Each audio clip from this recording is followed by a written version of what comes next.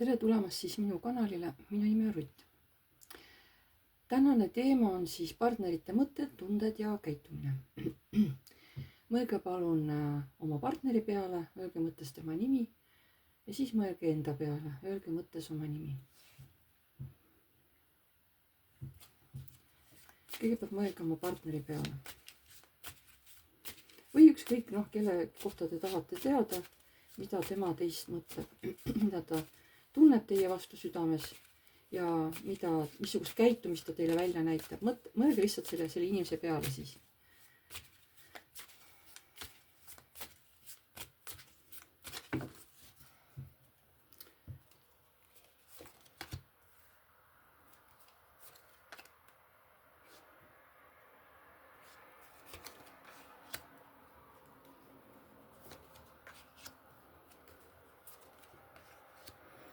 Nii, nüüd mõelge iseenda peale.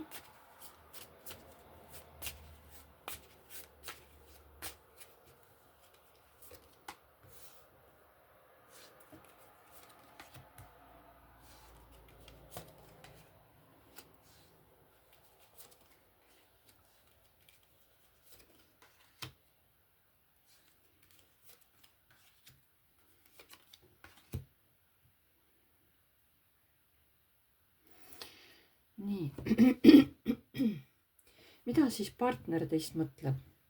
Ta mõtleb, et teil on keegi teine, no ütleme keegi kolmas, et tema ei ole teil ainukene, et teil on veel kellegagi mingi armusuhe. Või kui see ei ole nii, siis lihtsalt tal on teile mõeldes hea tuju, hea meel, kui see ei ole niimoodi. Südames ta tunneb, et teie olete tema jaoks nagu jackpot. Teie olete tema jaoks terve maailm, aga välja näitab hirmu haiget saada või ta juba on haiget saanud. Võib-olla ta on ka võib-olla hästi armukade ja ta kardab, et te kuidagi petate teda. Mis see suhe talle praegu ei ole, see ei ole see, kus tema tunneb, et ta oleks võitnud. Et pigem, mis see praegu tal on, pigem on see, et ta tunneb ennast hästi üksikuna, hästi erakuna, tunne, et teie ei ole temast üleüldse huvitatud. Võib-olla olete seda ka öelnud talle, et näiteks et te ei armasta teda, et võib-olla on temaga hea suhelda, aga te ei armasta teda, mis iganes. Mida teie mõtlete temast? Teie mõtlete ausalt, et nii nagu ma tunnen, nii ma mõtlen, et mina mõtlen sellest mehest ausalt, õiglaselt. Või siis, ma ei näe siin, et siin oleks viha.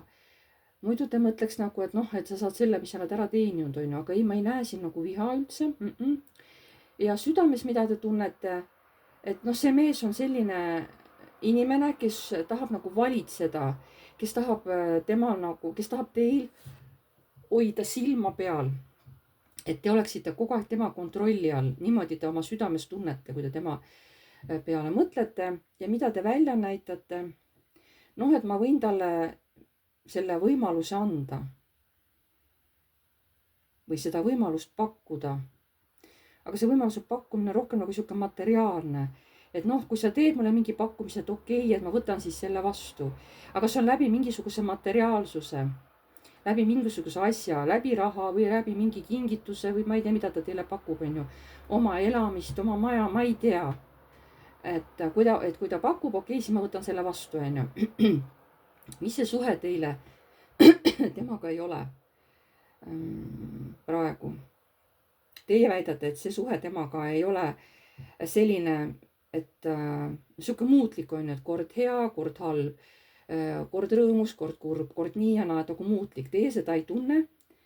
Te tunnete, et see on nagu selline stabiilselt aktiivne, et ta on stabiilselt aktiivne, see mees teie suhtes.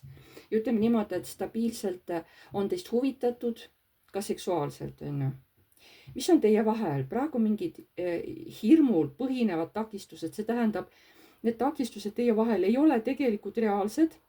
See on kas teie enda poolt, teie mõlema poolt välja mõeldud hirmud.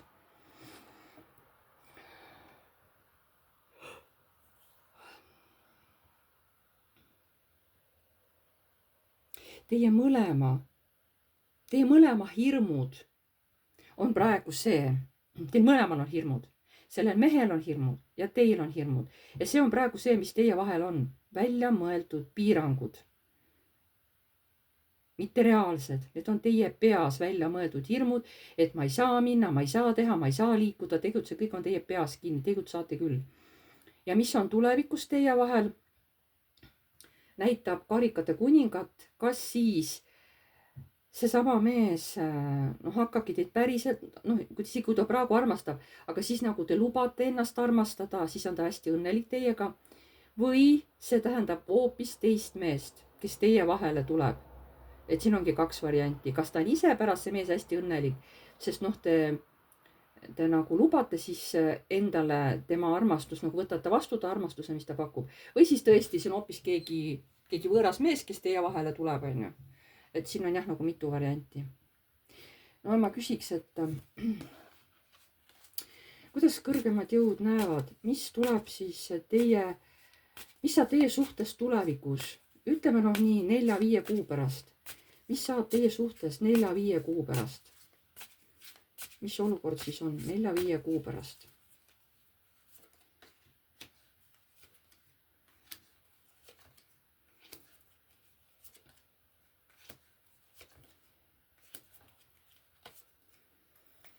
See suhe läheb laiali, sest ta tundub algul justkui olevat stabiilne, aga see suhe läheb laiali, sest vahele tuleb saata mingi kiusatus, millele keegi annab järele ja tänu sellele see suhe pudeneb laiali. Siis võib väga vabalt olla see keegi teine mees, kes tulebki, sest mees väidab, et sul on keegi teine veel peale minu või et meil ongi nagu armu kolmnurk, on ju.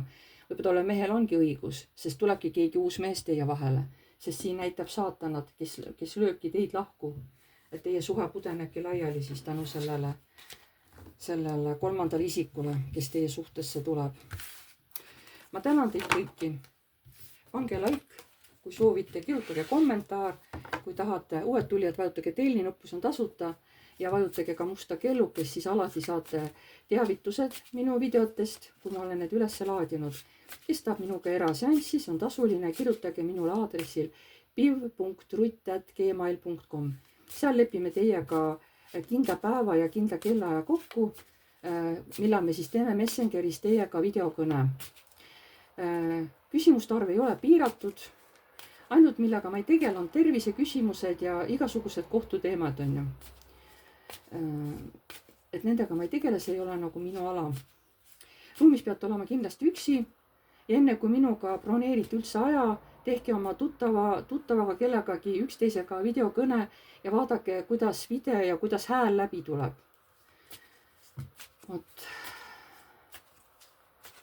Et sõbra kutset ärge saatke mulle, lihtsalt kirjutage mulle sinna e-mailile ja siis pärast, kui me peame tegema selle video teiega, siis te kirjutate oma kasutaja nime Messengeris, mis teil on, sest igalühel ei ole selline, kelle, mis nime alt ta kirjutab mulle kirja, mõnel on hoopis teine kasutaja nimi Messengeris.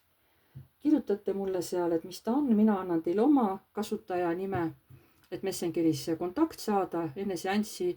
Kirjutame, eks ole, siuke tervitus, et meil on sellel kellal lepitud kokku seanss ja selge on ju. Ja siis teatud päeval tule kellal, siis saame alustada seanssi. Et alati enne vahetame need Messengeri need kontaktid. Ja siis alles, kui tuleb siis too õige kellaaeg, õige päev, siis teeme selle video ära. Sest ei ole niimoodi, et seanss hakkab, ütleme kell 9 näiteks peab olema, ma toon näite. Aga ma isegi ei tea, et missugune te nendest kasutajatest olete, ütleme sama nimelisi on mitu. Ja siis ma lihtsalt ootan, kas te mulle kirjutate Messengeri, kuidas ma saan seanssi alustada, on ju. Et isegi kui ma kirjutan teile, et kirjutage lihtsalt tere ära, et kui me oleme kellaaeg kindlaks määranud, siis otsige mind üles, ma annan isegi ju ma saadan isegi pildidele kuvatõmmise, missugune minu kasutaja välja näeb, seal on ka pilt olemas, on ju, te ei saa kuidagi eksida. Siis ma alati palun, et kirjutage kas või paar sõna, et mul oleks teie kontakt olemas, et ma ei peaks pärast hakkama teid otsima, eks ole. Sest mõni võib-olla ootabki, et mina võtaks ühendust, aga kui mina ei tea, mis kasutaja nime all te olete, saate aru. Et see on tegelikult suhteliselt sage probleem, inimesed ei saa sellest aru. Nad mõtlevad, ma justkui peaks teadma tema kasutaja nime. Ei, ma ei tea teie kasutaja nime, eks ole. Et seda nagu inimesed üldse ei mõtle. et no te ei tea seda ja, aga see on minul väga sage probleem, ma lihtsalt praegu mainin seda. Mul ei tulnud varem pähe seda mainida lihtsalt. Et vot niimoodi. Aga ma tänan teid kõiki ja jääme jälle nägemiseni.